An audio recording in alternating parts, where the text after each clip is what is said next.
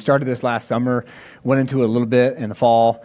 So I figured since it's been a while, we should probably try to do a little recap. But what I know about Genesis is that it has so many stories that are rich into it, or in it, that it can bring a lot to mind. So I'll start off with a question. When you think of the book of Genesis, what is it that comes to mind? Is it a story? Is it an idea? Is it creation? Or, like Adam and Eve, or like the snake? The fruit, was it an apple? Was it a pear? I don't know. Must have been good. Was it Abraham and Isaac, maybe? I don't know. The flood. There's so many things that come out of this book. And what I know, is that Genesis, like if you think about the book of Genesis, it is literally one of the most influential books ever written, all time. Because the ideas in this book, the people that we meet, and even the places, all of that has influenced human history for literally thousands of years.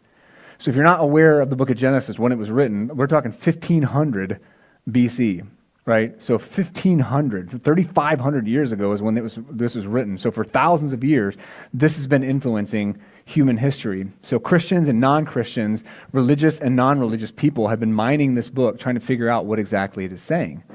And so with that comes a lot of maybe ideas, or, if you've heard these stories when you were little, like if you went to like VBS, or if you, had like Bible books when you were little, a lot of these things almost take on like a fairy tale-like atmosphere, right? Because we just learned them when we were kids, and we see them as just stories. We see them as just like trivia, and we forget that they're telling us something really important that can actually impact your life today. Like really, really impact the way that you live and the way that you look at the world. And no matter where you're coming from, I think that we can take something out of this. So what we're going to do today then is just try to say, well, where have we been? Because we're going to be in Genesis 12, and we pick back up in Genesis. But I want you to know why we need Genesis 12. Like Abram at the time shows up. And so many of you may know the story of Abraham and Sarah, Abraham and Isaac. Like, well, why do they even come into the picture? Well, that's Genesis 1 through 11. And in Genesis 1 through 11, that's a unit. And we know that because of the way it was written. And we shouldn't write off the ancients, because a lot of times we can look at people that are like living way back then and like, oh, they're just a bunch of dummies. They didn't have iPhones like we do, right? They don't know anything. And it's like, they're brilliant people, right? They were figuring out math back then, right? They were coming up with laws that governed society back then. They were building pyramids. They were doing unbelievable things all over the globe back then. So we shouldn't just write them off as if they didn't know anything. And Moses is credited with writing Genesis, and when he does that, he does it in a very intentional way. He uses Genesis 1 through 11 to set us up for Genesis 12, to understand the need for salvation and redemption. Like he shows the story of humanity and says, and this is how it all fits in. And so we covered that all last summer and into the fall.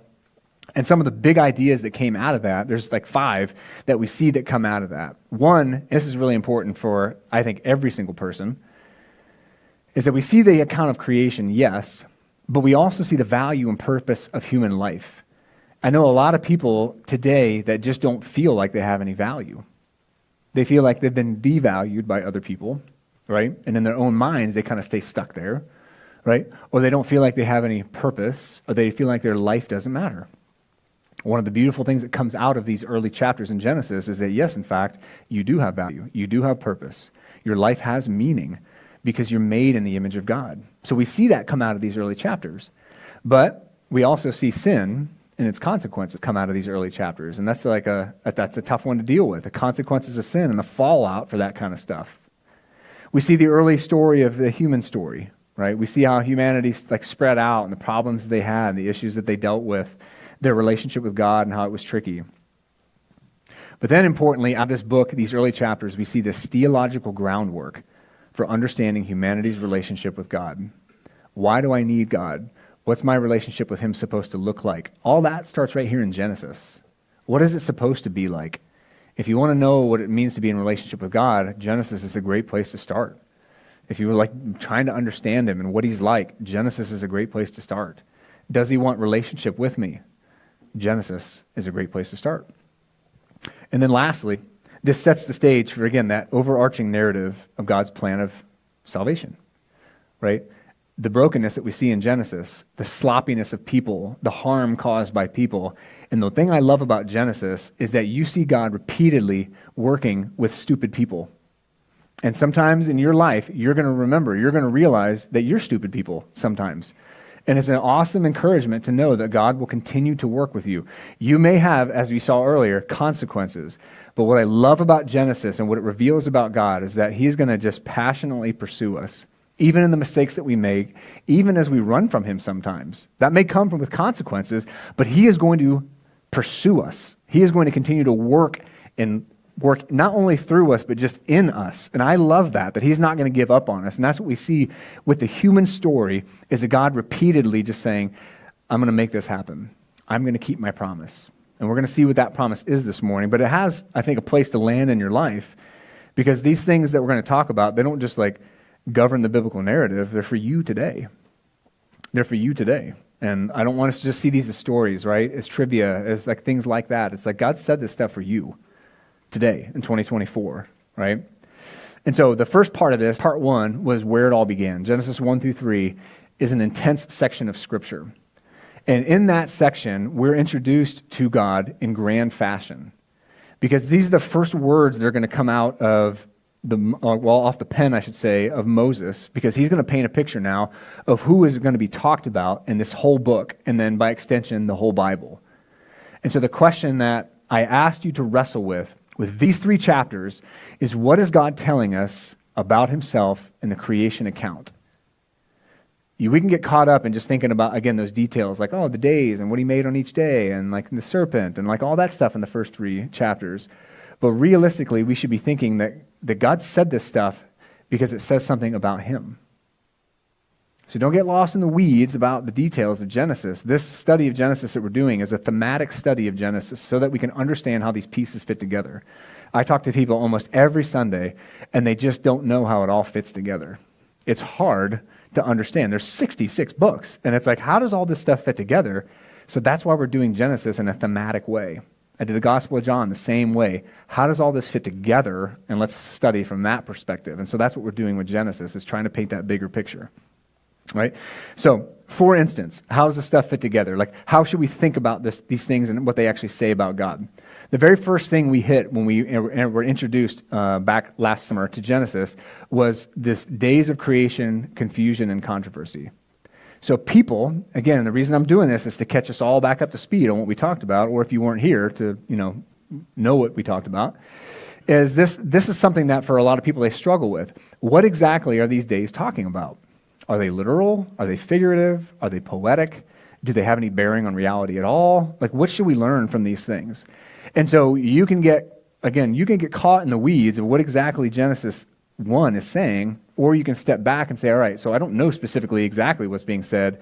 What is it saying about God? Why would God put this together in chapter 1? It's his introduction. So maybe there's something more important than just the details. So here's what we did when we covered all this. We did just a historical survey. What did brilliant Christians across history think about this stuff? So within 100 years of Jesus, a lot of people actually thought that creation happened in an instant, and that the 7 days of creation, or really more specifically the 6 days of creation, were just a poetic picture of God letting us know this is what I did. But it all happened in an instant. That was a big view. Another one, of course, was the 24-hour days, and another one still were that the days equaled long eras, because it didn't make sense to people even then. Well, how did he do all that stuff in just 24 hours?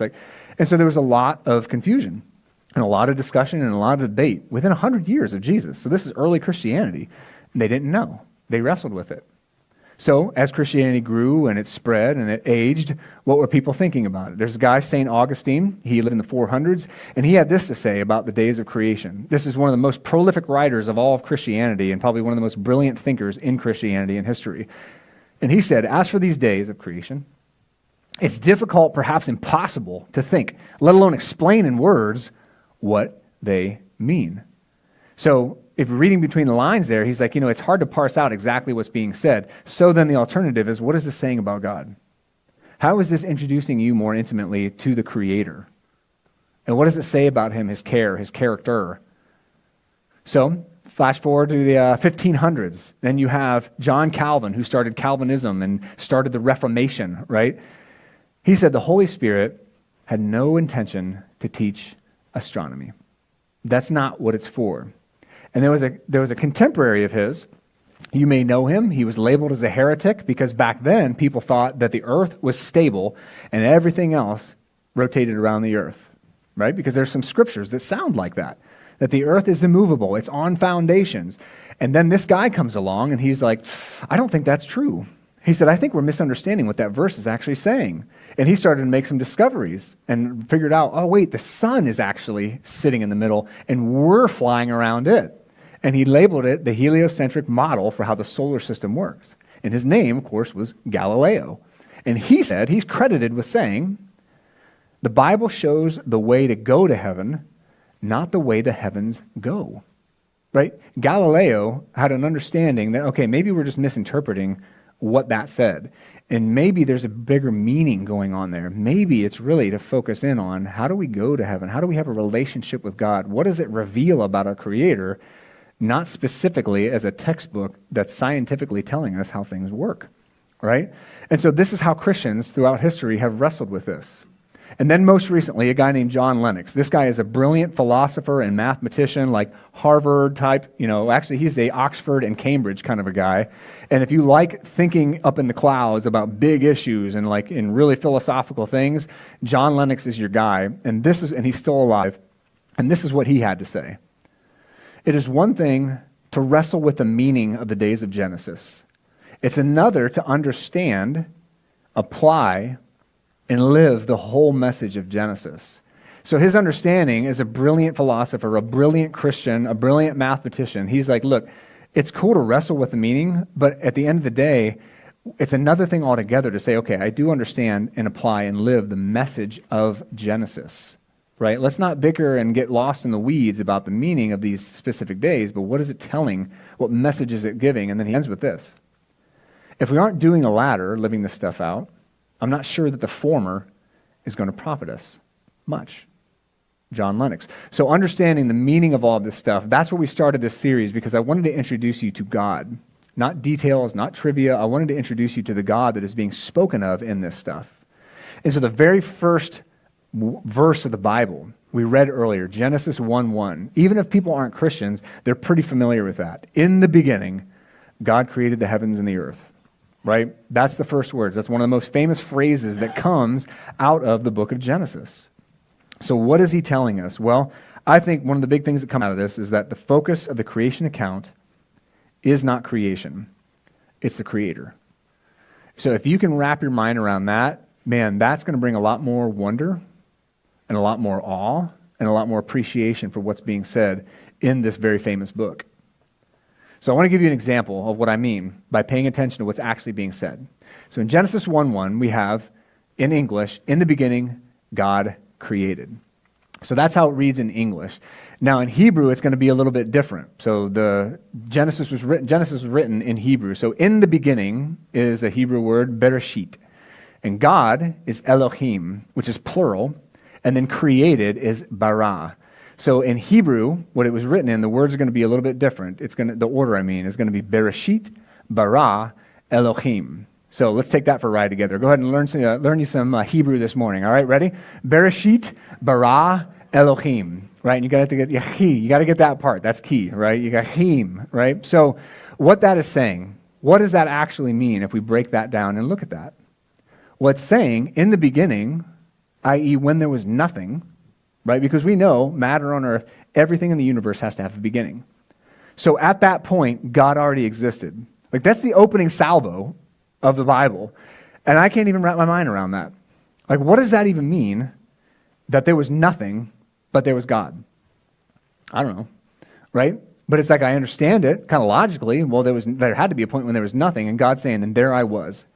God introducing himself as Elohim instead of just El. He's introducing himself in the plural, which of course echoes into the New Testament, right? Father, Son, and the Holy Spirit, as Jesus said to baptize in. So there's these like right in the very first opening verses of the Bible, in the beginning, there was this all-powerful God who was there, this Trinity, even you would say later on, and created the heavens and the earth. And created in the Old Testament, whenever bara is used, it's only used of God. Because you and I can make stuff. You and I could build stuff, but we're always doing that with things that already exist.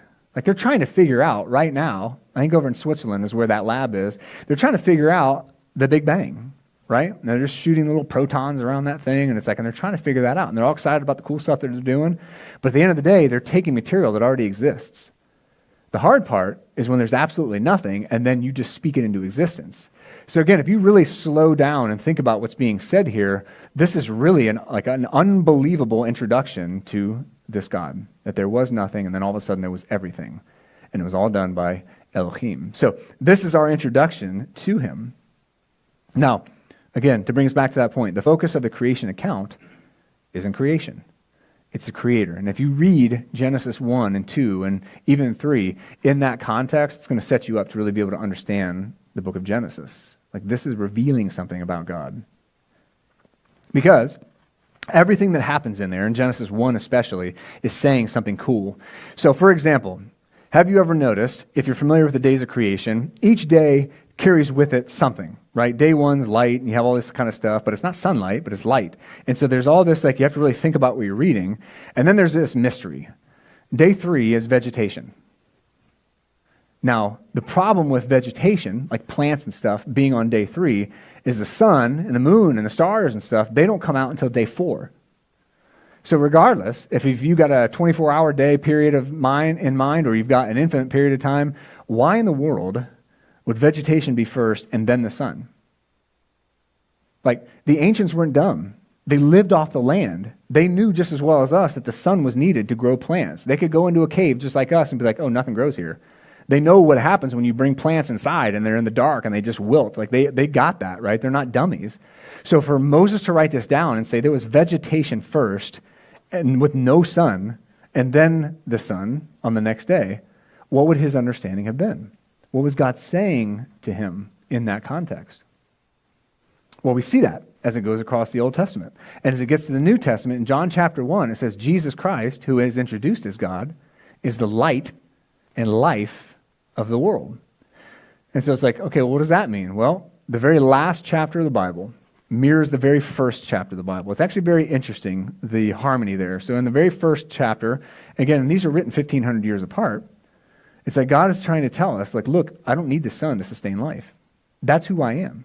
I sustain life without it. He's saying something very intentional with that days of creation, because in the very last 2 chapters, actually, of the Bible, God just brings it back up again. He says, there's not going to be any sun. There's not going to be any moon in the end. It's like, well, what does that even mean? And he just says, I'll be here. I'll sustain life because that's who I am.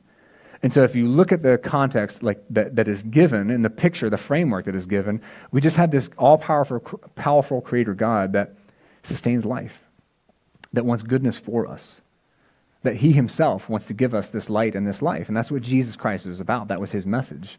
And so understanding these things, again, it's like, okay, what is it saying? If you're reading the days in that light, man, that comes across way different. It hits way different.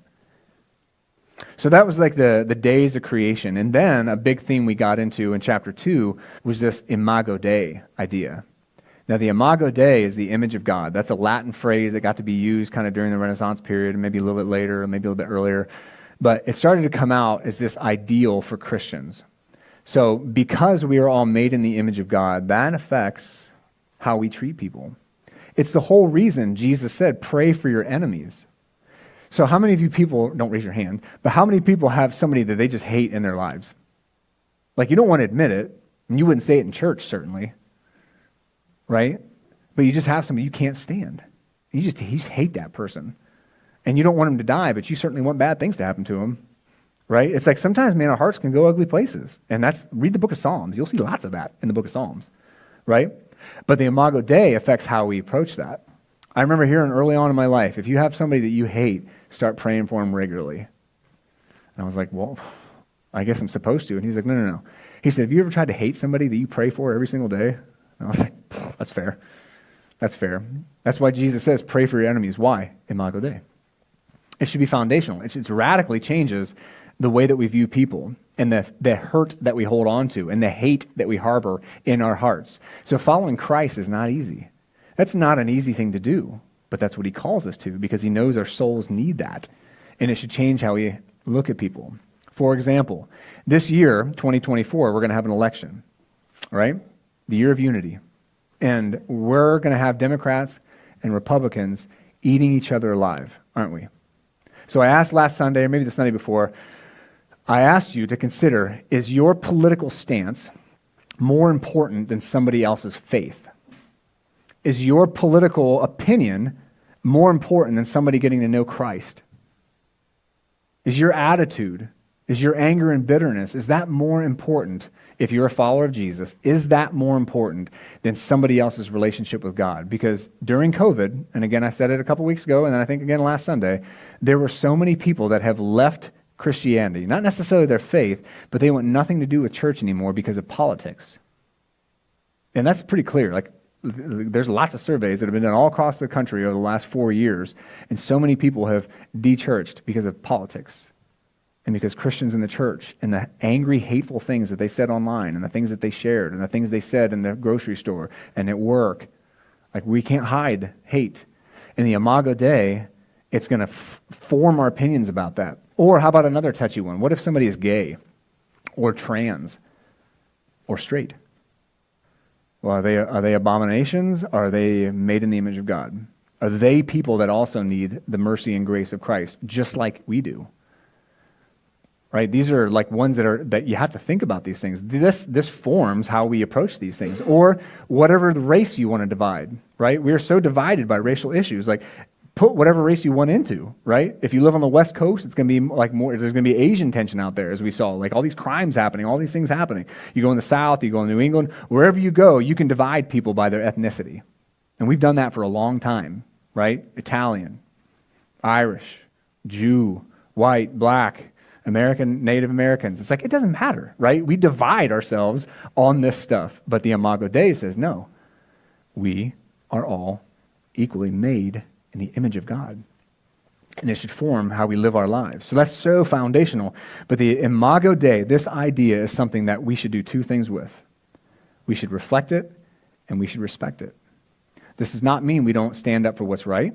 It does not mean we don't speak truth. It just means there's a way that we're going to govern ourselves as we do that. As we do that, right? We're not going to do it with hate and sarcasm. We're going to do it differently because the good news of Jesus Christ demands it.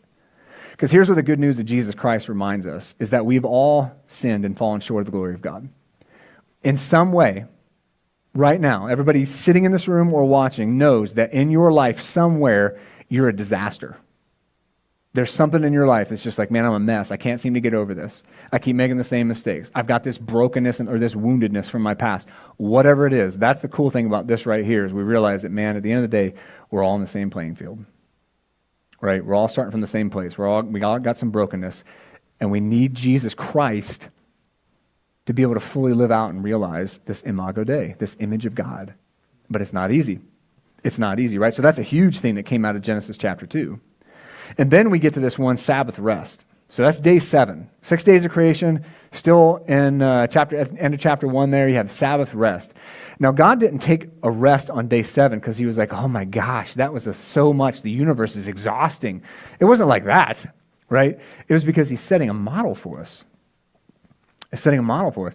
Because here's what I know about myself and a lot of other people is we don't rest well. And we want to communicate that we don't rest well. Because ask anybody today, just later on, not after the sermon because they're going to lie because they heard what I had to say right now, but say, hey man, how's it going lately? And what are most people going to say? Busy.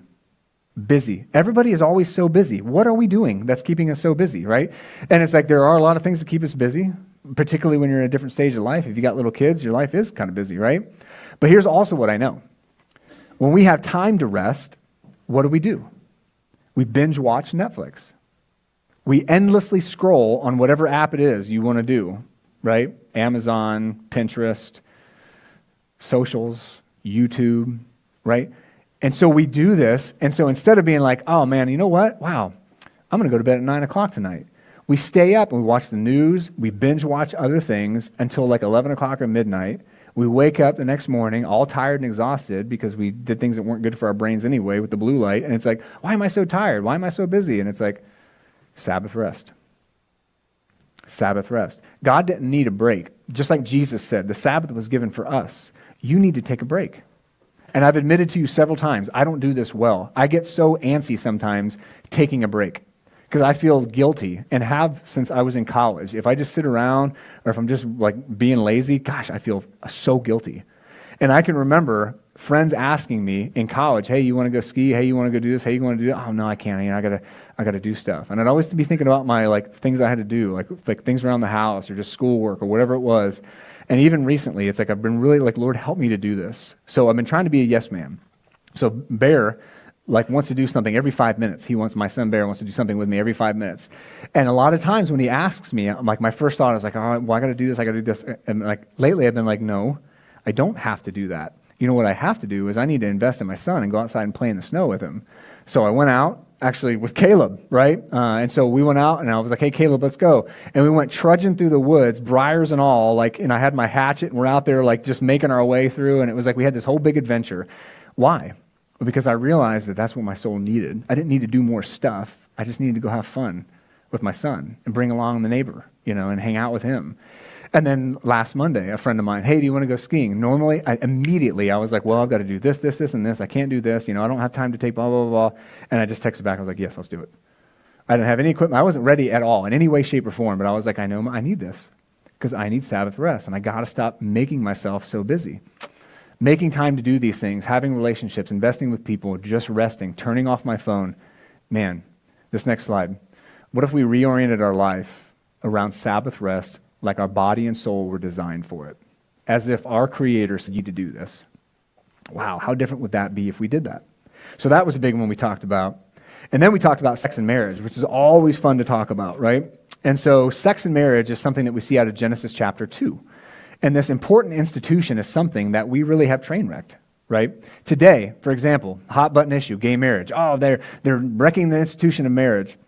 No, in the 60s, with no-fault divorce and the sexual revolution, heterosexuals ruined marriage, right? We made it really easy and convenient to get out of marriage.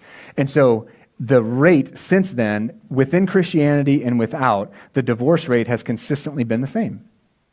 So what that says to me is that even as Christians, we don't really understand the sanctity of marriage. We don't really understand. We want to put it on billboards. Oh, it's between a man and a woman. It's like, okay, but it's more than that. It's this deeply committed, unbelievably difficult and sacrificial thing that is a sacred thing that mirrors Jesus Christ and his church. It mirrors God's love for the people that he's created. That's literally what Scripture says. And so that's what it's supposed to be. And so it's hard. It's really, really hard to be in that kind of relationship. But what if both people in the marriage, and this is what we see in the New Testament, what if both people in that marriage said, I want to be Christ-like. I want to live out Philippians chapter 2 in this marriage, that I'm going to put your interest ahead of mine. And that's really tough to do, especially when you're arguing. Right in the moment of arguing, you don't care what they want or what they think or what they say. And so here's the pause on that. And I did this when we covered this last time, but I want to make sure I say it again. This does not mean that if you're in a toxic and dangerous relationship, that you need to stay in that relationship. Because here's what I know. I know people have told other women, especially because it seems to happen more often to women, they've told women, no, to honor God, you need to stay in this literally physically abusive relationship, or this sexually abusive relationship, or this mentally abusive relationship. That person has broken their marriage covenant with that person, and it's no longer safe for them to be there. So I always say, no, you need to get out of that situation. I won't always just rush to divorce, because maybe there's something can do. I don't ever want to discount what God can do. But at the same time, I've counseled plenty of people to say, no, you need to get yourself out of that situation right now. This is not safe. And they're breaking their marriage covenant and being a complete jerk, right? And dangerous, or whatever the thing is. And so I want to make sure that you understand that there definitely is cause for separation and even cause for divorce in Scripture. But what I am saying is that we need to, each one of us, if you call yourself a follower of Jesus, to understand that sacred relationship of marriage. And it's worth fighting for both people. And when you do, you have something beautiful and something powerful, and it's a gift that God has given us for sure. So then after that, what kind of leads into that, these issues, is the fall of Adam and Eve, right? The very first married couple. And they choose to reject God, and that wrecks their relationship with God, and it wrecks their relationship with others. This is the explanation. The fall is the explanation for what's going on in the world. When we watch the news, and it seems like total chaos out there, and it seems like people are just committing crimes all over the place, and it seems like wars and rumors of wars, and everything happening, right? And it's just the selfishness that's out there. It's like, well, because that's in each one of us. And if it's turned loose, if it's given freedom, as it is in our society, right? Do what makes you happy. Well, where does that take us? It's like, well, the fall is the explanation. And so it's their rejection of God, and it's like the decision to do what they wanted. And to be clear, it says in the New Testament, Eve was deceived, but Adam was guilty. So again, here's the connection. The beauty of the creation event in Eden and the relationship that they had. Then they reject God, and then everything spirals after that. And so what happened, though, was that Adam was told what to do, clearly didn't pass that note along to Eve, who was then deceived, but Adam is responsible. Now, the connection to the New Testament is that Jesus is called the second Adam.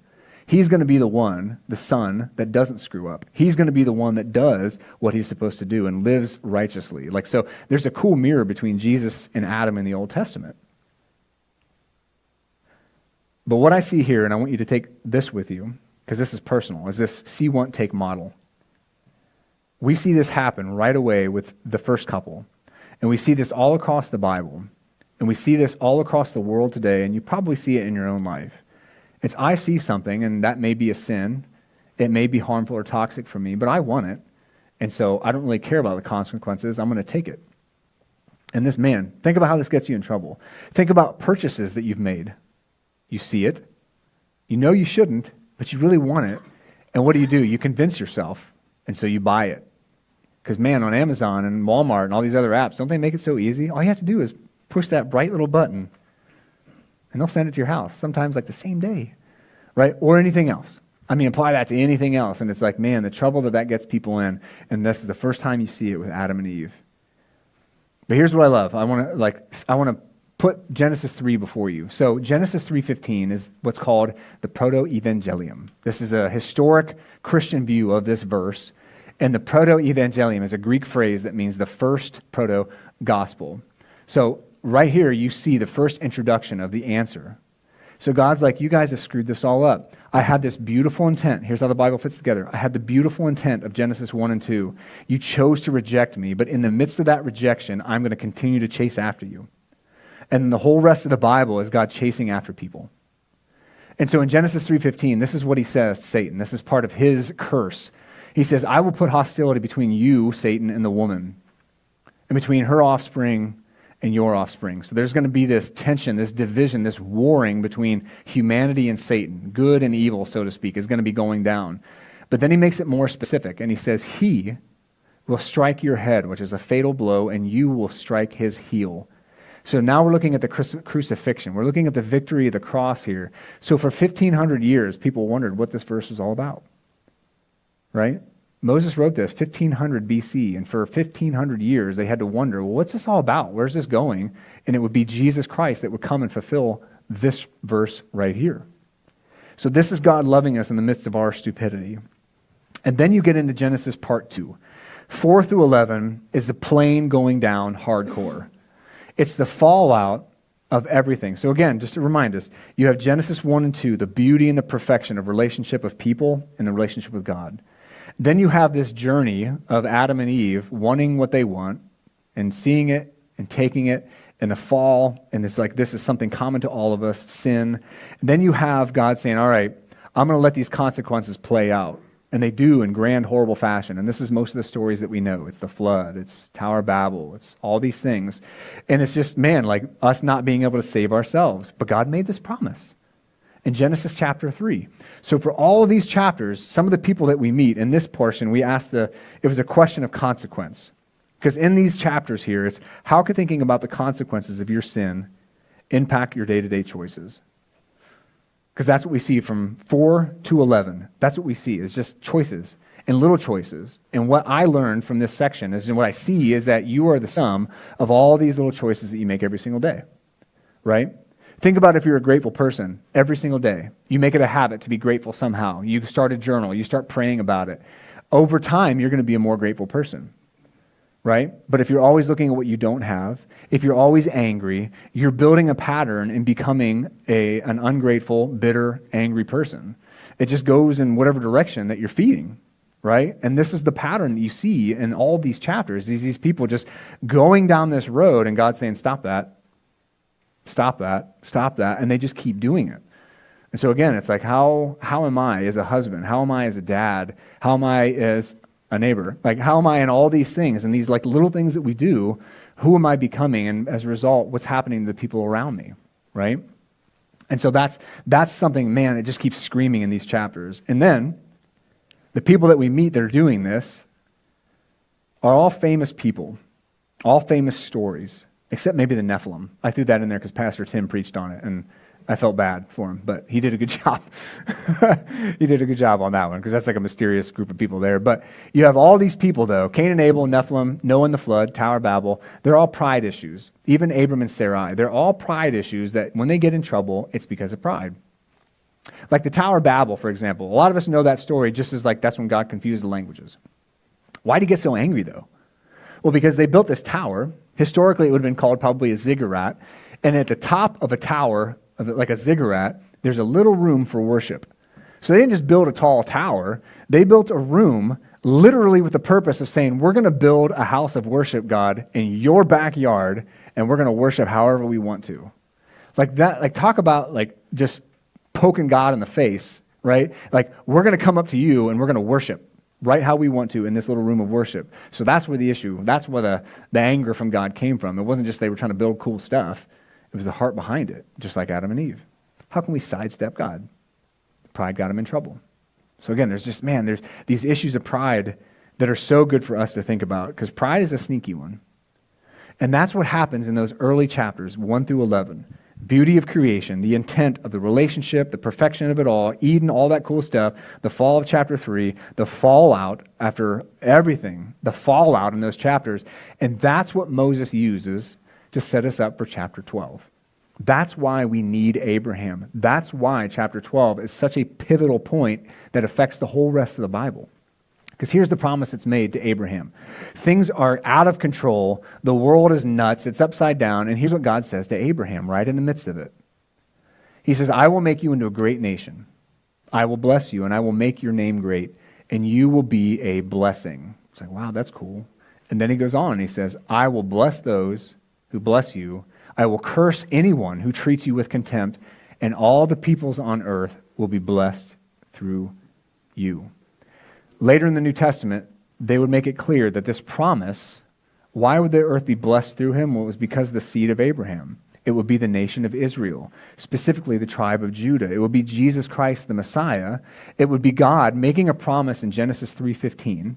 The whole, he will strike your head, you will strike his heel, making that promise and then saying to Abraham, I'm going to make this promise happen through you, and I'm going to protect the promise. That's the whole blessing and the cursing thing. I'm going to protect the promise. I'm going to protect the nation of Israel. Because think about that. The nation of Israel has been persecuted forever. Like literally since the beginning.